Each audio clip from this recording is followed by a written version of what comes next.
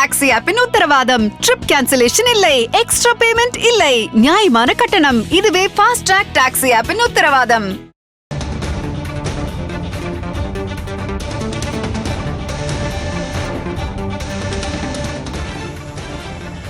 அண்மை செய்தி. தமிழகத்தில் நாடாளுமன்ற தேர்தல் ஏற்பாடுகள் தொடர்பாக தலைமை தேர்தல் ஆணையர் ராஜீவ்குமார் ஆலோசனையில் ஈடுபட்டிருக்கிறார். இந்த ஆலோசனைக் கூட்டம் தற்பொழுது துவங்கியிருக்கிறது.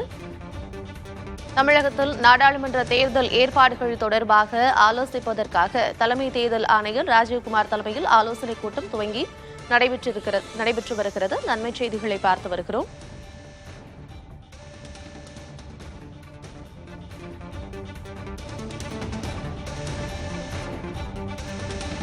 விவரங்களோடு இணைந்திருக்கிறார் செய்தியாளர் ஸ்டாலின்.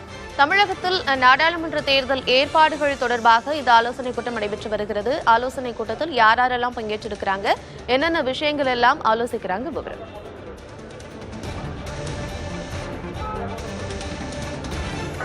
கார்த்திகா, நாடாளுமன்ற தேர்தலுக்கு அரசியல் கட்சிகள் எவ்வாறு தயாராகி வருவாங்களோ அதே மாதிரி தலைமை தேர்தல் ஆணையத்தை பொறுத்த வரைக்கும் நாடாளுமன்ற தேர்தலை அமைதியான முறையில் நாடு முழுவதும் நடத்துவதற்கான இந்த முன்னேற்பாடு பணிகளை தொடர்ச்சியாக மேற்கொண்டு வராங்க.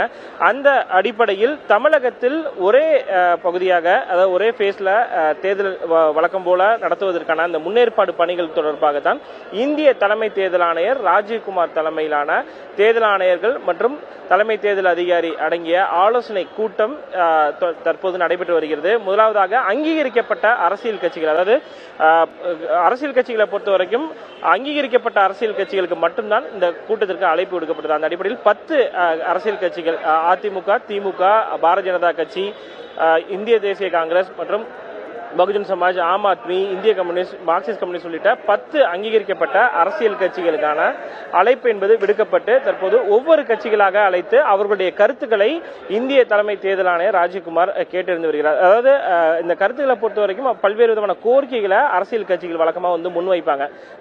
என்ன அப்படின்னா, ஒரு தேர்தல் நடைபெறுவது என்றால் அந்த தேர்தல் அமைதியான முறையில் நடக்க வேண்டும். அது மட்டும் இல்லாமல் ஃப்ரீ அண்ட் ஃபேர் எலெக்ஷன்ஸ், அதாவது நேர்மையாக நடத்தப்பட வேண்டும் என்ற ஒரு கோரிக்கை என்பது வழக்கமாக அரசியல் கட்சிகளால் முன்வைக்கப்படும். அது மட்டுமல்லாமல் இந்த வாக்காளர்கள் பட்டியலை பொறுத்த வரைக்கும் போலி வாக்காளர்கள் அதிகமாக இடம்பெறுவார்கள். அந்த போலி வாக்காளர்களை நீக்குவதற்கான நடவடிக்கைகளை தேர்தல் ஆணையம் மேற்கொள்ள வேண்டும்.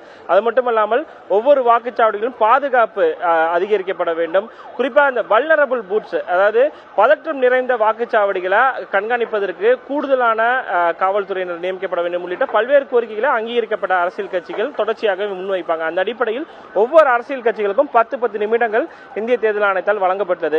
ஒவ்வொரு கட்சிகளாக அழைக்கப்பட்டு அவர்களுடைய கருத்துக்களை இந்திய தேர்தல் ஆணையர், தலைமை தேர்தல் ஆணையர் கேட்டறிவித்தார். அதன் பிறகு அவர்கள் என்னென்ன கோரிக்கைகள் வைத்திருக்கிறார்கள், என்னென்ன கருத்துக்கள் தேர்தல் ஆணையத்தில் முன்வைக்கப்பட்டுள்ள என்ற அந்த செய்தியாளர் சந்திப்பு என்பது வழக்கமாக ஒவ்வொரு அரசியல் கட்சிகளும் செய்தியாளர் சந்திப்பின் மூலமாக விளக்குவார்கள். அதனைத் தொடர்ந்து மாவட்ட தேர்தல் அதிகாரிகள், அதாவது ஒவ்வொரு மாவட்டத்திற்கும் அந்தந்த மாவட்ட ஆட்சியர்கள், கலெக்டர்ஸ் தான் மாவட்ட தேர்தல் அதிகாரிகளாக செயல்படுவாங்க. அது மட்டும் இல்லாமல் காவல் கண்காணிப்பாளர்களும் இந்த கூட்டத்திற்கு, ஆலோசனை கூட்டத்திற்கு அழைப்பு விடுக்கப்பட்டது. அங்கீகரிக்கப்பட்ட அரசியல் கட்சிகளுடன் ஆலோசனை கூட்டம் முடிவடைந்த பிறகு மாவட்ட தேர்தல் அதிகாரிகள் மற்றும் காவல் கண்காணிப்பாளருடன் இந்திய தலைமை தேர்தல் ஆணையர் ஆலோசனை மேற்கொள்ள இருக்கிறார்.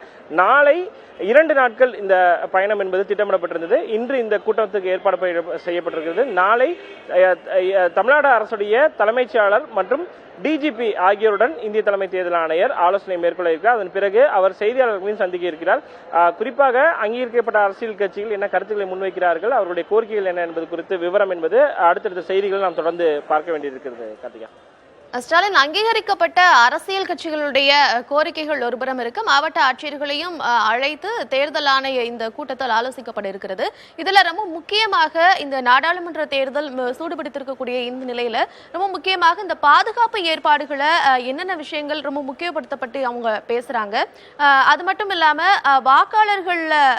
வாக்காளர் பட்டியலை சரி செஞ்சு கொடுக்க வேண்டிய அந்த ஏற்பாடுகள்லாம் தேர்தல் ஆணையம் எவ்வளவு சீக்கிரமாக செய்யணும் அப்படின்னு அரசியல் கட்சிகள் எதிர்பார்க்கிறாங்க.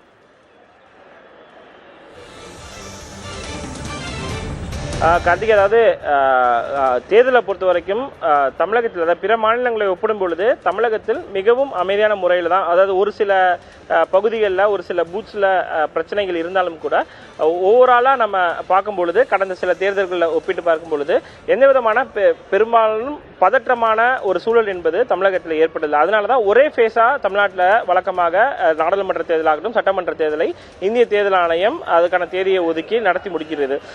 குறிப்பாக தமிழகத்தை பொறுத்த வரைக்கும் 68,000க்கும் மேற்பட்ட வாக்குச்சாவடிகள் அமைக்கப்பட்டுள்ளன. இந்த 68,000 வாக்குச்சாவடிகள்ல குறிப்பாக 3,000 ஒரு 4,000 வாக்குச்சாவடிகள் பதற்றம் நிறைந்த வாக்குச்சாவடிகளாக கண்டறியப்படும். அங்க வந்து சிசிடிவி எல்லா பூத்ஸ்லயுமே வந்து கண்காணிப்பு கேமராக்கள் சிசிடிவி பொருத்தப்படுகிறது. அது சென்னையிலிருந்தும் சரி மாவட்ட தேர்தல் அலுவலகமிலிருந்து சரி நேரடியாக கண்காணிக்கப்படுகிறது. அதனால இந்த மாதிரியான விஷயங்களை தொடர்ந்து கண்காணிக்கணும் என்ற ஒரு கோரிக்கை என்பது அரசியல் கட்சிகளால் முன்வைக்கப்படும்.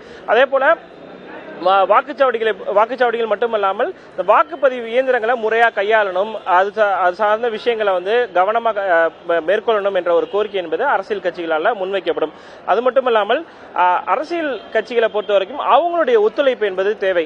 அது நேரடியாக பார்த்தோம் அப்படின்னா தேர்தல் ஆணையம் பல்வேறு விஷயங்களை வந்து குறிப்பிடுவாங்க. அதாவது தேர்தல் நடத்தை விதிகள் அமலுக்கு வந்த பிறகு தேர்தல் அரசியல் கட்சிகள் அதனை எவ்வாறு பின்பற்ற வேண்டும் என்ற ஒரு கருத்துக்கள் தேர்தல் ஆணையத்தால் அரசியல் கட்சிகளுக்கு கொடுக்கப்பட வேண்டும். ஏன்னா தேர்தல் நடத்தை விதிகளை வந்து மீறாம இருக்கணும் அப்படின்ற விஷயங்கள் எல்லாம் அறிவுறுத்தப்படும், அரசியல் கட்சிகளுக்கு அறிவுறுத்தப்படும்.